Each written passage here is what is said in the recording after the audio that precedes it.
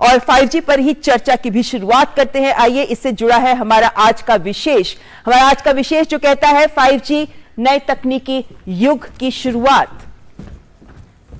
और इस चर्चा की शुरुआत करते हैं। हमारे साथ जुड़े हैं बेहद खास मेहमान। हमारे साथ जुड़े हैं संचार एवं आईटी मंत्री अश्विनी वैष्णव जी।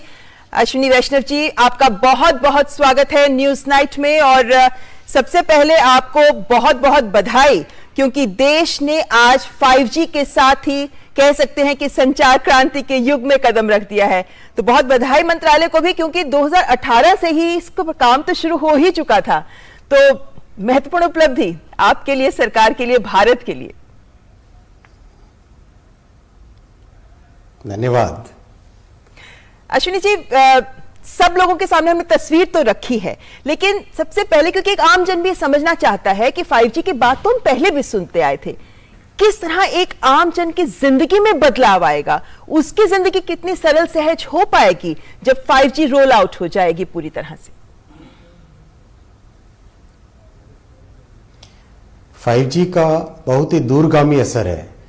5G में जिस तरह की डेटा की स्पीड है, जिस तरह की क्वालिटी है, और जितना बिना डिले के कनेक्शन हो जाएगा, उस सब से जो हमारे एक आम जीवन में, जैसे एजुकेशन में, हेल्थ केयर की सर्विसेज में, लॉजिस्टिक्स में, इन सब में एक बहुत बड़ा परिवर्तन आएगा। यूजर का जो एक्सपीरियंस है, उस एक्सपीरियंस के अलावा बहुत सारी ऐसी नई चीजें संभव होगी जो पहले कभी संभव नहीं थी।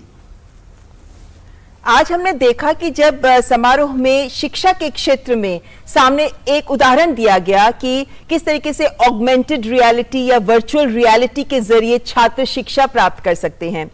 मंत्री जी, इसके जरिए फिर क्या हम ये भी मान सकते हैं कि कृषि के क्षेत्र में आधुनिक तकनीक को जोड़ने में सहायता मिलेगी, या फिर टेलीमेडिसिन जैसे क्षेत्रों में स्वास्थ्य सुविधाओं को भी आगे बढ़ाने में मदद मिलेगी?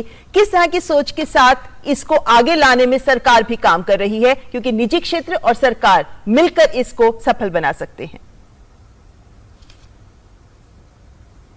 आपने एकदम सही कहा।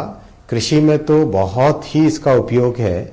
जहां जहां दुनिया में 5G रोल आउट हुई है सर्विसेज, वहां इसका बहुत बड़ा उपयोग कृषि क्षेत्र में होता है। एकदम एक्यूरेटली जाना जा सकता है कि कहां पर नमी है, कहां पर नमी नहीं है। उसके हिसाब से एक्यूरेटली ड्रिप इरिगेशन किया जा सकता है।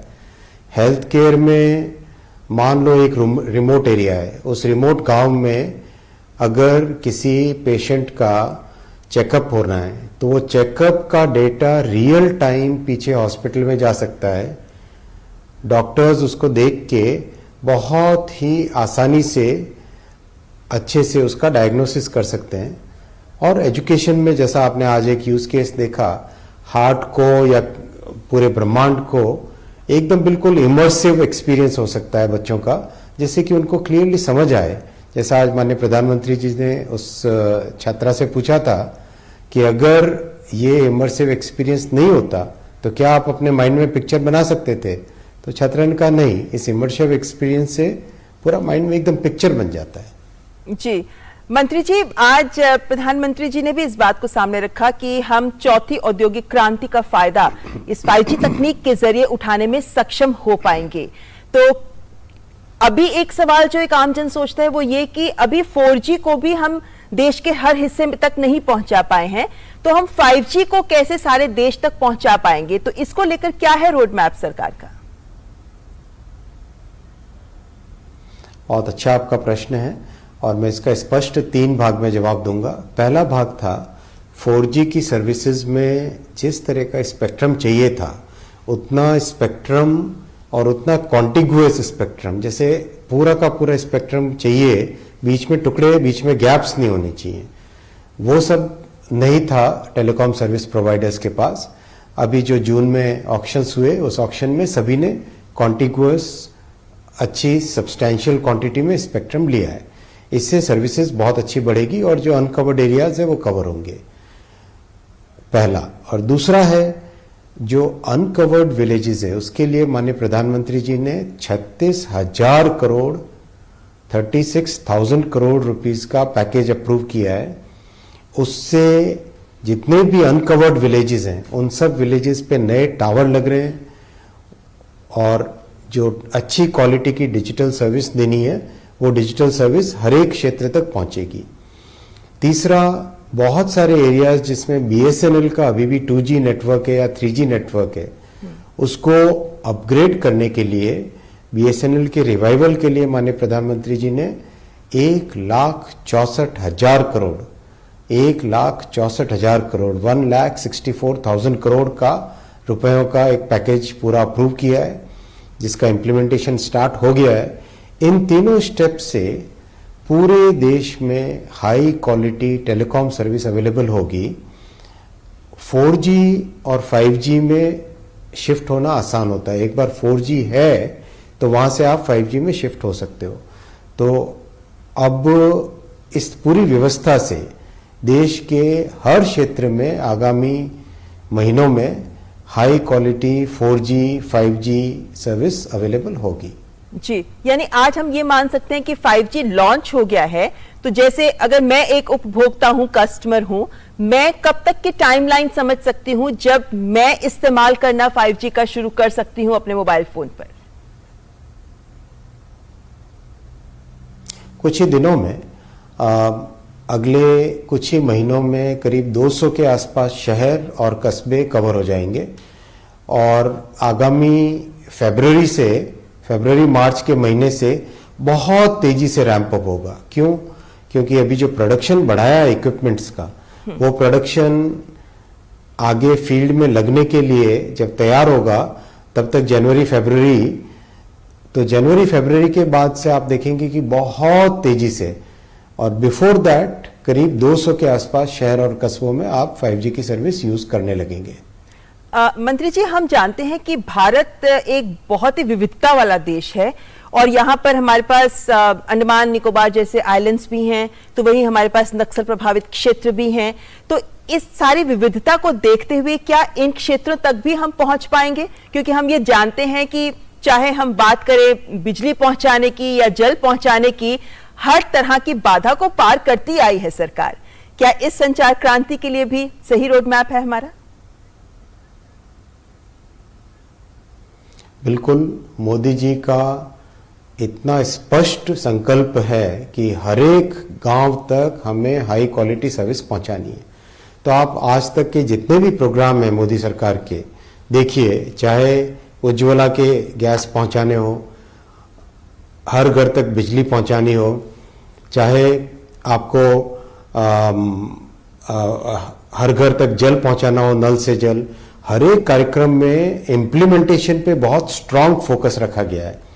इसमें भी इम्प्लीमेंटेशन पे इतनी आगे की तैयारी की गई है। मान लीजिए अंडमान निकोबार, तो अंडमान निकोबार तक ऑलरेडी एक अंडर सी केबल, समुद्र के नीचे एक ऑप्टिकल फाइबर की केबल बिछाई गई है, जिससे कि अंडमान निकोबार जैसे दूर दराज इलाके तक भी हाई स्पीड डेटा सर्विस पहुंचे।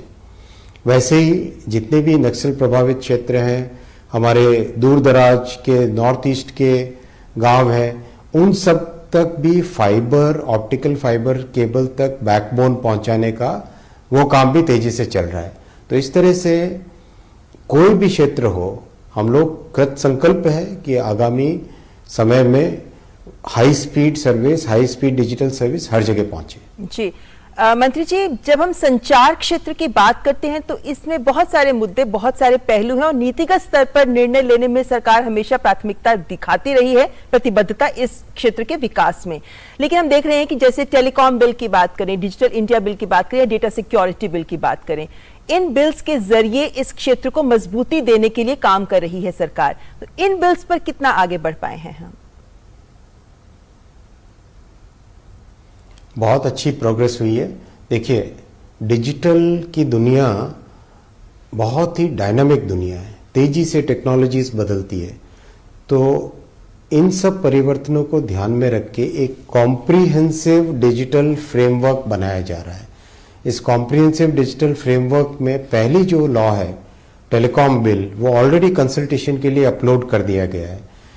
डेटा प्रोटेक्शन का दूसरा बिल बहुत जल्दी आएगा और उसके तुरंत बाद में डिजिटल इंडिया बिल भी आप सबके सामने रखा जाएगा।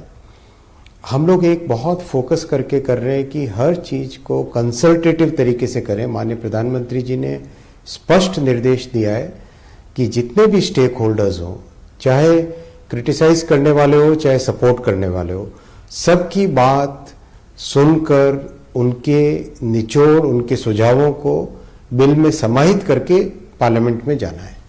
जी मंत्री जी, हम ये जानते हैं कि ये जो 5G तकनीक हम लेकर आए हैं ये हमारे देश में निर्मित है। आत्मनिर्भर भारत का एक बड़ा उदाहरण है ये 5G।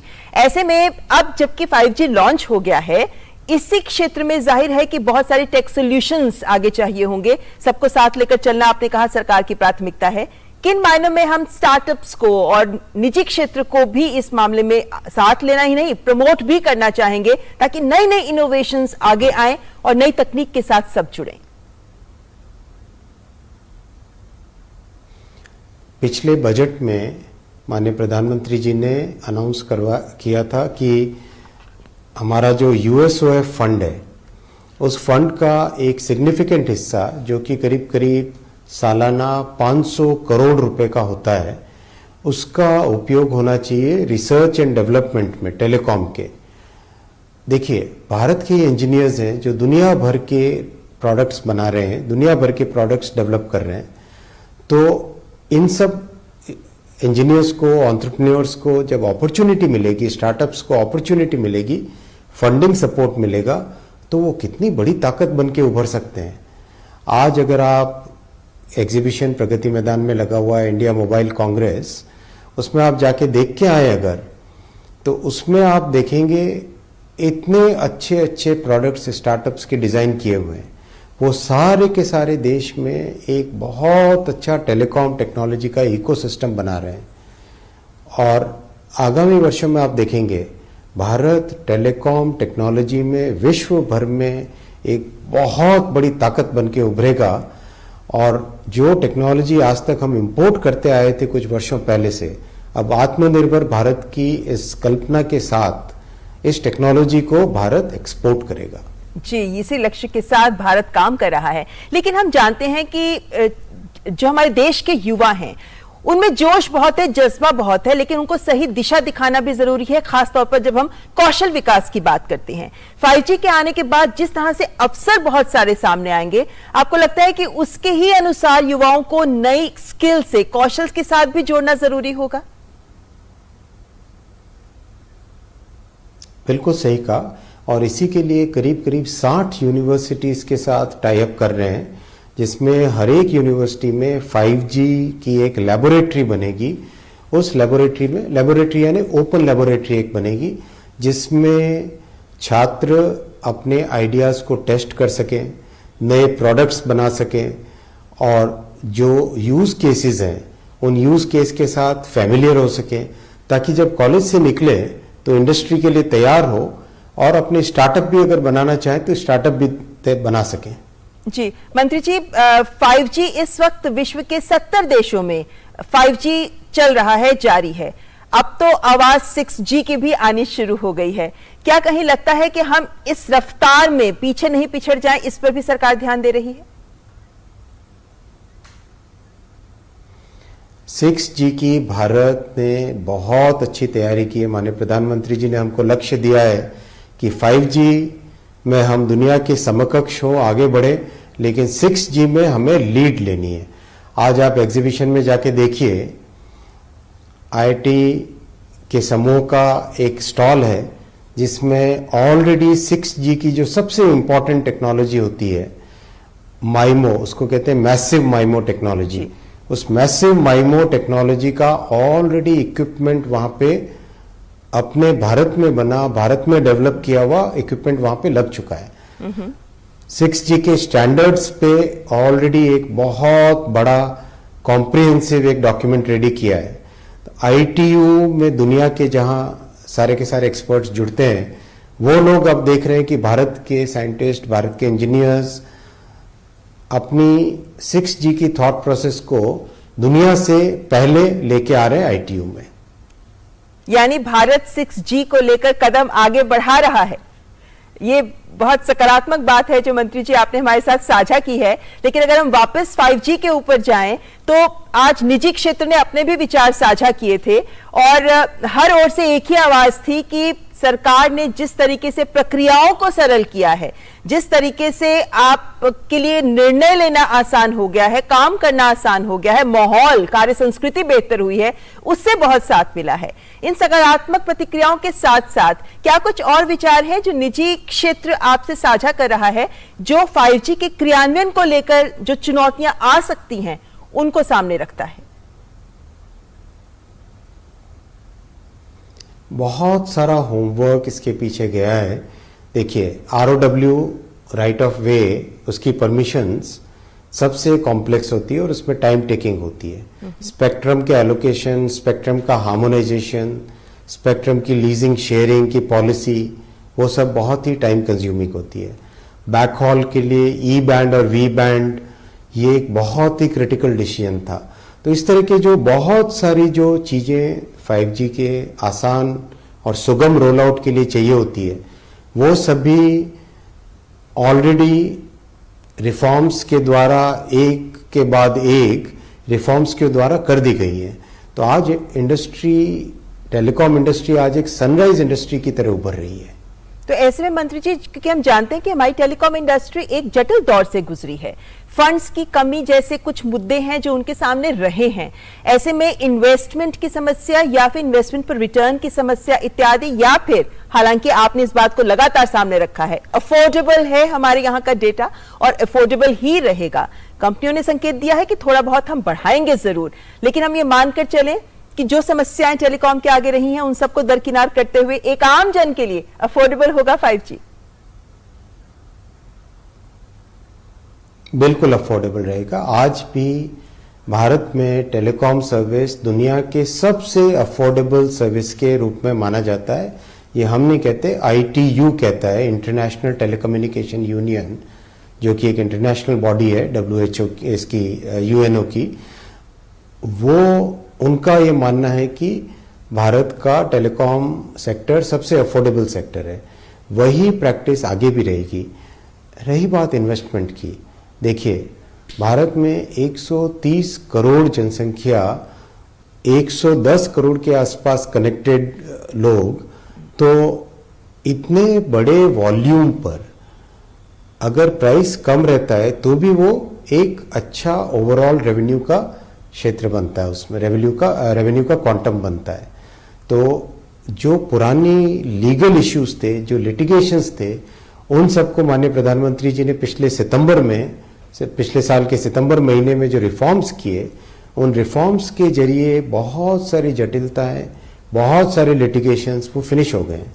अब इंडस्ट्री एक नई इन्वेस्टमेंट साइकिल में ऑलरेडी प्रवेश कर चुकी है जी। तो इस 5G के रोल आउट में करीब 2.5 से 3 लाख करोड़ रुपए का इन्वेस्टमेंट पड़ेगा। वो सब, उसके लिए इंडस्ट्री आज तैयार है। जी बिल्कुल, और इंडस्ट्री भी तैयार है, देशवासी भी तैयार हैं और सरकार तो इसको लॉन्च कर ही चुकी है। एक बार फिर सरकार को बधाई, और देशवासियों के लिए महत्वपूर्ण रहेगा आने वाला वक्त जब 5G पूरी तरह से रोल आउट हो जाएगा। बहुत बहुत शुक्रिया मंत्री जी हमारे साथ बात करने के लिए, 5G पर सारी तस्वीर साफ करने के लिए। धन्यवाद।